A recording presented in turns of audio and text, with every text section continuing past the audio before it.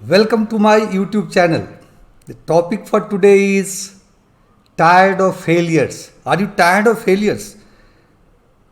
There are many people who are really stuck with failures. They keep on getting failures after failures after failures.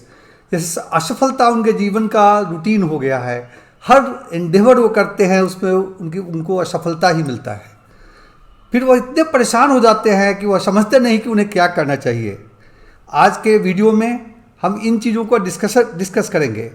आपसे मेरा एक सवाल है, can you find the person in the world who has not failed? Look at your home, look at in your family, look at your friends. You cannot locate even a single person who has not failed. Then what is the difference? Some people fail, they learn from failure and move on. Some person fail, they don't owe the failure, they don't learn from the failure, or they get into other activity. So अगर आप दूसरा काम करेंगे उसी ढंग से जैसा आपने पहला काम किया, अगर पहली बार आपको असफलता मिली तो चांसेस ऐसा है कि फिर आप असफल होंगे. बिकॉज अगर आप अपने प्रैक्टिस को चेंज नहीं करते, अगर आप अपने काम करने के नज़रिया को चेंज नहीं करते और उसी ढंग से आप दूसरा काम कर रहे हैं तो फेलियर गारंटेड है.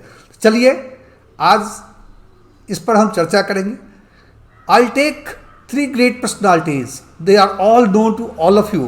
The 2 of them are from India and one is legendary personality from US. But all of you, I am sure you know them. आप सबों को जानते हैं. उनके जीवन की संक्षेप में उनके जीवन का हम अध्ययन करेंगे और फिर उनके विषय हम सोचेंगे कि उन्होंने क्या ऐसा किया जो हम और आप नहीं कर पाते हैं, जिसके चलते हम फेल हो जाते हैं.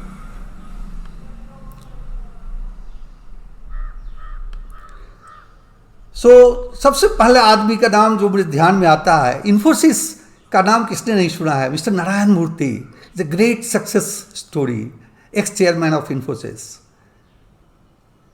इन्फोसिस इंडिया के लिए बहुत ही प्रेस्टिजियस कंपनी है और इन लोगों ने इन्फोसिस मिस्टर नारायण मूर्ति अपने कलीग्स के साथ ग्राउंड अप इसका डेवलपमेंट किया. इन्होंने नारायण मूर्ति साहब मैसूर यूनिवर्सिटी से इलेक्ट्रिकल इंजीनियरिंग की डिग्री प्राप्त की. उसके बाद IIT कानपुर से उन्होंने MTech किया. उनके माइंड में एंटरप्रेन्योरशिप शुरू से ही बैठा था. आने के बाद MTech कंप्लीट करने के बाद उन्होंने एक कंपनी चालू किया पुणे में जिसका नाम सॉफ्ट्रॉनिक्स था. But Softronics didn't continue for long time. He has to close down the company with in 1.5 year. So he has the first failure came to him. He become a failed person. Then that time also he was in the age of getting married. So whoever was coming to see him, they found him unstable because he was not having a good job. बिना job के उस समय India में शादी करना बड़ा मुसीबत था.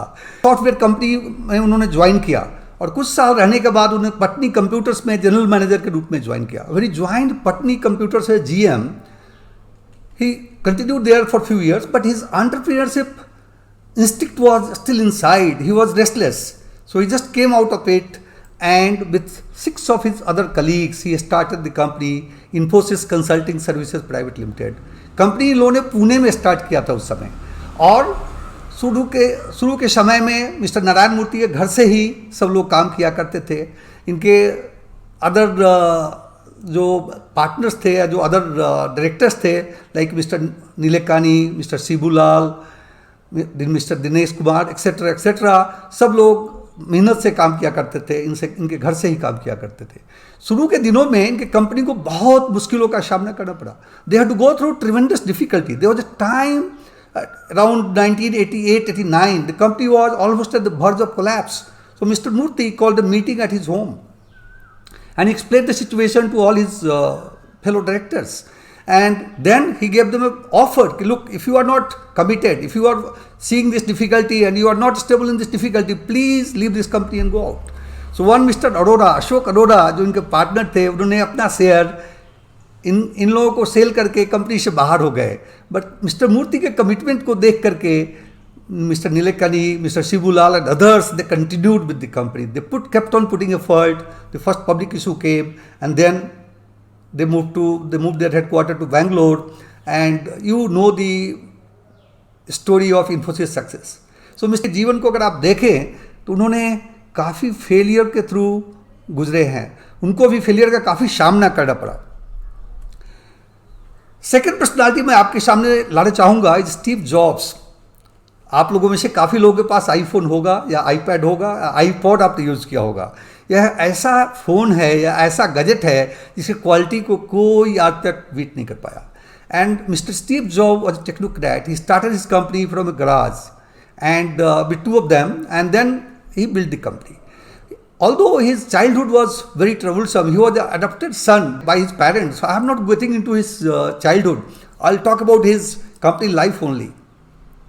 So जब कंपनी को इन्होंने ग्रो किया, कंपनी के एक ऐसा स्टेज आ गया जब कंपनी के लिए एक प्रोफेशनल सीईओ का होना अनिवार्य था। इन लोगों ने सोचा कि एक प्रोफेशनल सीईओ को लाया जाए।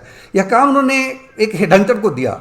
हमने एक किताब पढ़ी है ओडिसी, जो जॉन स्कली का लिखा हुआ है, जिसमें मिस्टर जॉन स्कली ने लिखा है कि how he was hired in Apple. So headhunter ने जब मिस्टर जॉन स्कली को अप्रोच किया, जॉन स्कली उस समय पेप्सी कोला में सेकंड पोजीशन में थे और उनको चेयरमैन होने की संभावना बहुत ज़्यादा थी, तो वह पेप्सी को छोड़ना नहीं चाहते थे। लेकिन हेडहंटर ने जब उनसे पूछा कि will you like continuing selling the coloured water और you want to create meaning in life, यह सेंटेंस मिस्टर स्कली के माइंड को हिट किया और उन्होंने डिसाइड किया एप्पल ज्वाइन करने के लिए। एप्पल ज्वाइन करने के बाद कुछ वर्षों के बाद एप्पल के बोर्ड ने मिस्टर स्कली के अध्यक्षता में, उनके चेयरमैनशिप में डिसाइड किया कि मिस्टर स्टीव जॉब्स को कंपनी से मूव किया जाए। आप सोच सकते हैं कि जिस आदमी ने कंपनी को प्रमोट किया हो, उसको ही कंपनी उसे बाहर कर दे, कितना दुखद समाचार होगा यह। बट मिस्टर जॉब इसे विचलित नहीं हुए। उन्होंने एक दूसरी कंपनी फ्लोट कर दी, नेक्स्ट, जिसका काम नेक्स्ट था, और उस कंपनी में काम करते रहे। समय का चक्र ऐसा बदला कि एक समय आया जब next was acquired by Apple and the Apple management thought to make Mr. Steve chairman once again. So that way turned, the time took its turn and he became chairman of Apple. And you know the success story of Apple. Apple का market cap आज के दिन $2.66 trillion है। Just आपको if I give you some idea, Indian GDP size, Indian economy GDP size is around $2.7 trillion. So you can imagine कि how big, how successful, how good, how great this company is. And the company never had all a smooth time. They had time full with problems. Let us take the third legend. He is once again from India. Who doesn't know this gentleman? Mr. Amitabh Bachchan, the great guy, the great person in our history. And during 2000, Mr. Bachchan wrote that when the whole world was celebrating arrival of a new century, I was cursing my misfortune. As you all know, इनका एक company था ABCL corporation, जो कि film production, film event management का काम करता था। उस कंपनी में इतना लॉस हो गया कि कंपनी बैंकरप्सी के कगार पर था और मिस्टर बच्चन के सर पर उस समय 90 करोड़ का लॉस हो गया था 1999 के आसपास। उन्हें फिल्म नहीं मिल रहे थे, उनके लिए काम करना बड़ा मुश्किल हुआ था। एक आदमी जो इतना बड़ा हीरो था, उसका इस तरह से फेल होना, आप सोच सकते हैं कि उस आदमी पर क्या बीता होगा। लेकिन उन्होंने हिम्मत नहीं हारी।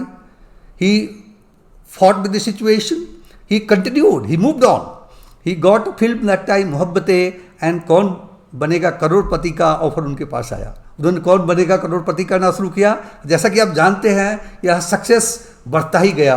उसके बाद उन्होंने डिफरेंट एरिया में एडवर्टाइजिंग करना शुरू किया। आज वह छोटे छोटे चीज़ों का भी एडवर्टाइजमेंट किया करते हैं और आज फिर वह अपने बुलंदी के शिखर पर है।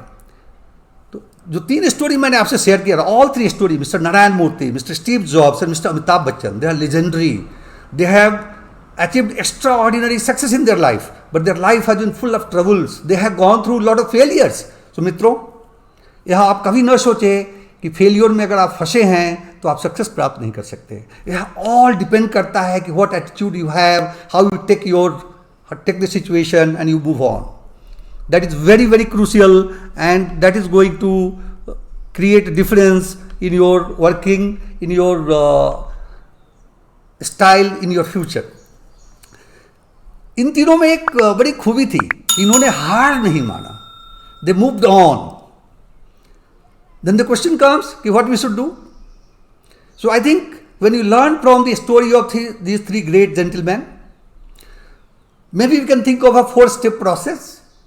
The first thing is, when failures occur, when failures happen, accept it, face it. जैसा कि आप जानते हैं कि कई बार जब फेलियर होता है उसे हम कभी भी एक्सेप्ट नहीं करते, उसे हम फेस नहीं करना चाहते, हम अपना मुंह छिपाते हैं.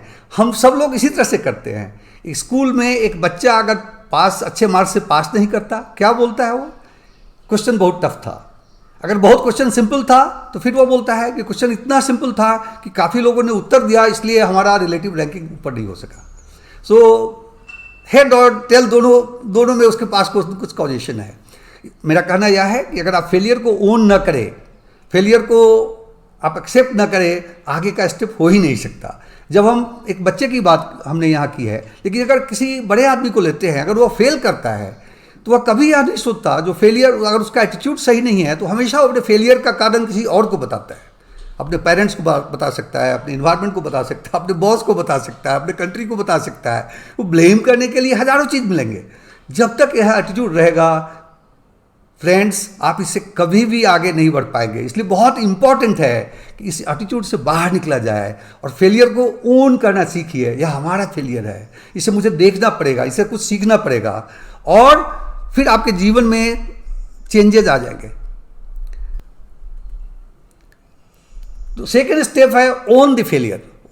आप यह सोच रहे होंगे फेलियर भी कोई चीज़ है जिसे ओन किया जाए. लोग अच्छे चीज़ों को ओन करता है, जैसे मकान, शेयर्स, पैसे, ओनरशिप के लिए अच्छे है. नहीं, फेलियर भी उतना ही इंपॉर्टेंट है. ओन करने का मतलब है कि इसे आप अपना समझें.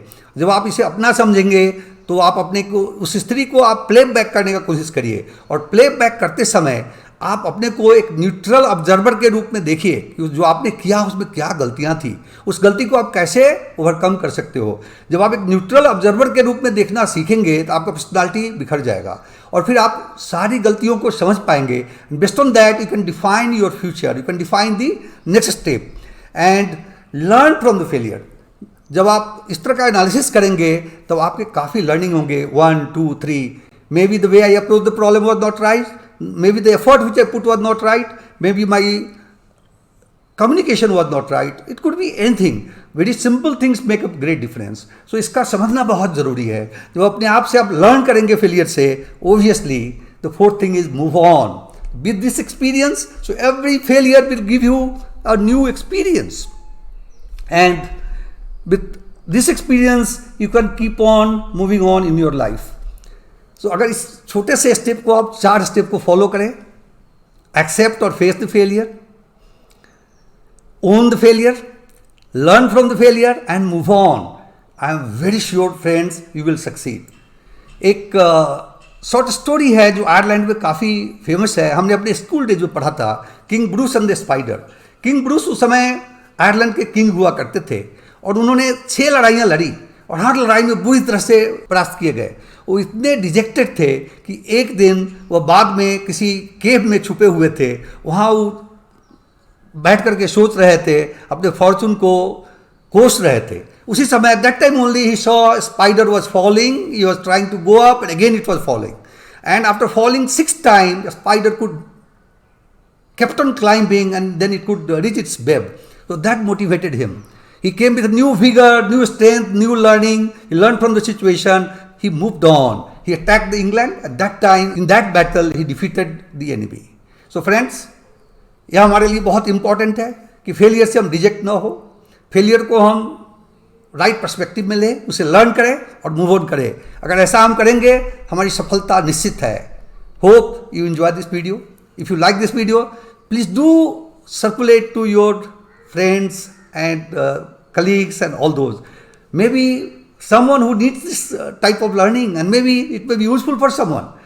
हम लोग सुबह शाम बहुत कुछ को फॉरवर्ड करते हैं, बहुत ऐसे न्यूज़ फॉरवर्ड करते हैं जो जिसका फॉरवर्ड करना सही नहीं है. क्यों नहीं हम एक पॉजिटिव चीज़ को फॉरवर्ड करना सीखें. व्हाट्सएप में फॉरवर्ड करिए, फेसबुक पे डालिए, अपने फ्रेंडों, अपने दोस्तों तक पहुंचाइए, या किसी न किसी का काम आ सकता है, किसी की ज़िंदगी को बदल सकता है. With that I like to thank you for your time. Thank you so much and have a great day.